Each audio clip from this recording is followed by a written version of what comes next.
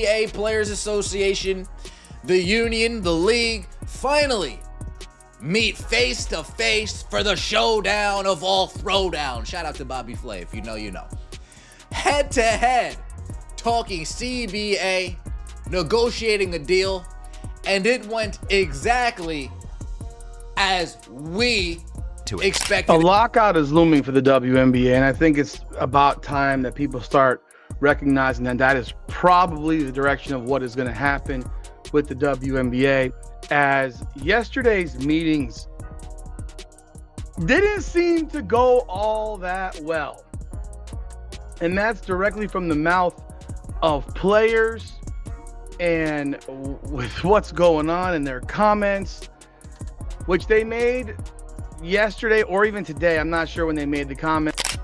Holy shit, folks. We're witnessing the WNBA's most explosive moment in its 30-year history. While players and owners went head-to-head in what should have been a simple negotiation, it turned into an absolute war zone.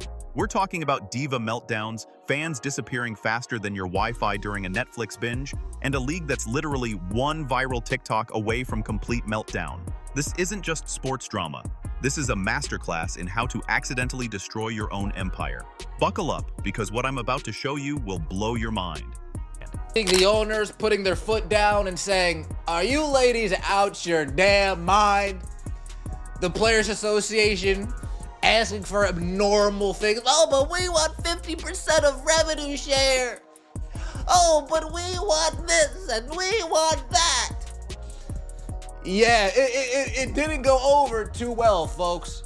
It didn't go over too well. And with every statement that we hear from the Players Association, from their representatives, from their executive director, and every non-statement we hear from the league, it just continues to kick this can down the road, heading toward a WNBA lock. Listen, I've covered sports disasters before, but nothing, and I mean nothing, compares to what's happening right now in the WNBA. We've got behind-the-scenes footage, leaked conversations, and insider intel that reveals just how deep this rabbit hole goes. If you think you know what's really happening, trust me, you have no idea. This is about to get absolutely insane, and by the end of this video, you're going to understand why everyone's calling this the WNBA's death spiral. We have all been wondering, what are these players' demands in these CBA negotiations? What are they asking for? Are they asking for Rolls Royces? Are they asking for Jason Tatum contracts? We don't know what they asking for. We wanted answers, and Gabby Williams gave them to us this morning. Oh man, she was cooking with hot grease. Gabby Williams was cooking with hot grease. She was clocking tea, is what they call it. Gabby Williams went in this morning about how bad the CBA negotiations went with the owners and how the players' words went in one ear and out the other. Here's where it gets really interesting. These players genuinely think they're the Avengers saving women's basketball, but the reality? They're more like a discount soap opera with better sneakers. The delusion is off the charts. You've got players making $64,000 a year demanding NBA-level treatment, while the league is hemorrhaging $40 million annually. It's like watching someone demand a Lamborghini while driving their mom's minivan. The disconnect from reality is absolutely mind-blowing. God, do I hope there's a WNBA walkout. I do. I hope the women of the WNBA walk out like they're threatening. The WNBA's Players Union. They announced that the players will opt out of their current collective bargaining agreement with the league. That's right, they're opting out. They have that option. They announced just a day after the WNBA finals concluded that the New York Liberty, New York, which is good for the league, won. Big market. It won. Caitlin Clark, not a big market, but a big star. So they've won. But the league has lost, as we've talked about, $40 million. And here's the kicker that'll make your jaw drop. Instead of focusing on, actually playing basketball, we're getting nonstop drama where every possession comes with a side of resentment and Twitter beef. These players have somehow convinced themselves that calling their own fans racist is a growth strategy. Let me repeat that. They think insulting the people trying to support them will somehow fill arenas. The mental gymnastics required for this logic could win Olympic gold. you see from all these different interviews is there's a certain lack of understanding of business. And while I will always champion for people to get as much money as they possibly can, and they should fight for every dollar that they possibly can, they need to have some level of leverage and information that proves their stance, proves that they earned this compensation that they are so very much.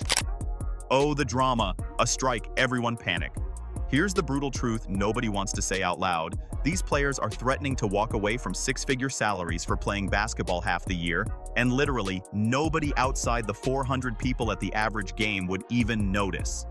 It's like trying to hold a sock puppet hostage. Go ahead, strike. The league might actually gain fans from the blessed silence. The audacity is honestly impressive. In the statement, the league kind of ignored that and just put in whatever it is that they wanted.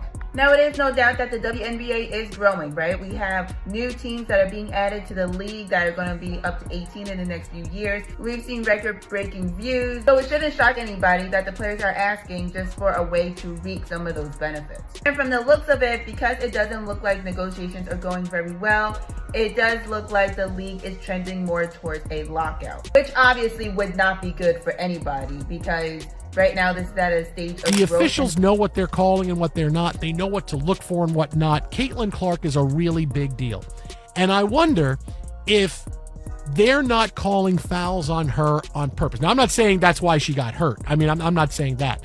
But I wonder, just watching these games, are they not calling fouls where she gets hit on purpose because the backlash and what could happen, the optics of, oh, Caitlin Clark getting all these foul calls, getting superstar foul calls, what that would do to the WNBA conversation and attention to the game.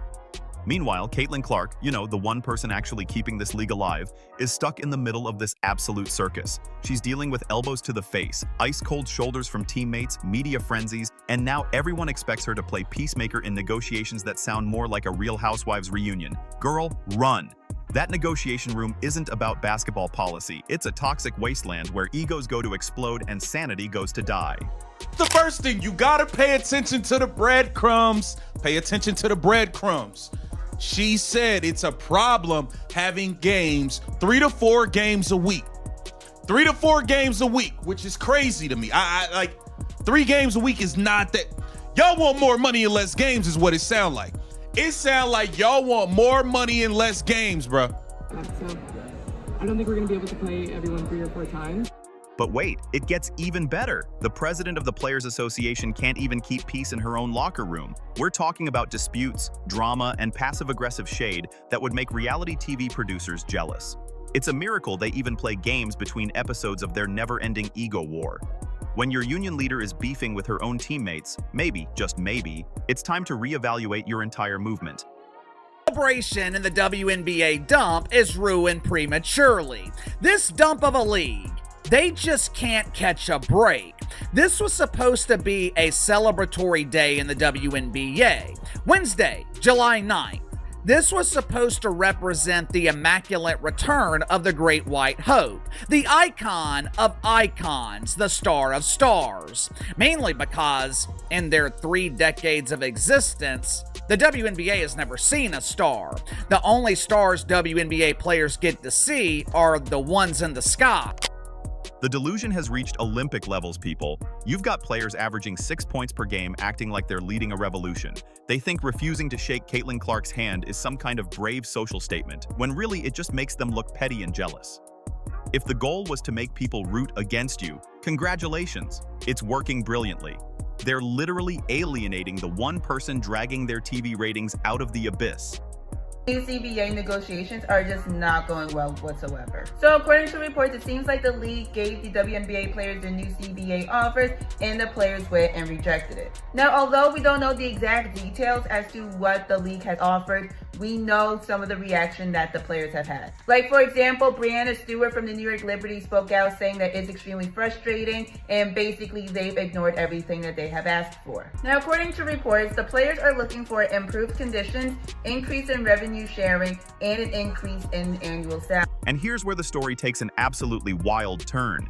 Brianna Stewart is out here planning a backup league called Unrivaled, while simultaneously trying to negotiate with the WNBA. This isn't business expansion, folks. This is backup planning in real time. It's like texting your ex while your current relationship is imploding. The irony is beautiful. While the WNBA tries to rally around unity, its biggest stars are busy plotting side hustles like they already know the main gig is on life support.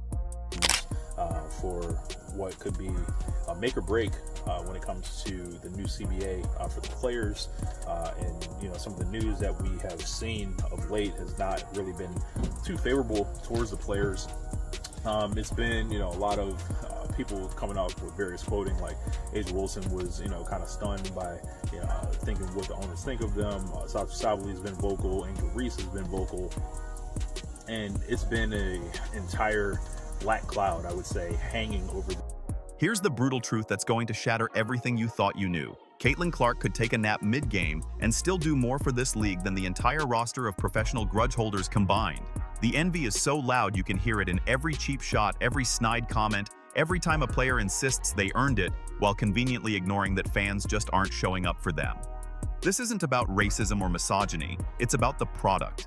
And when someone finally brings a spark, instead of protecting it, they try to smother it with collective bitterness.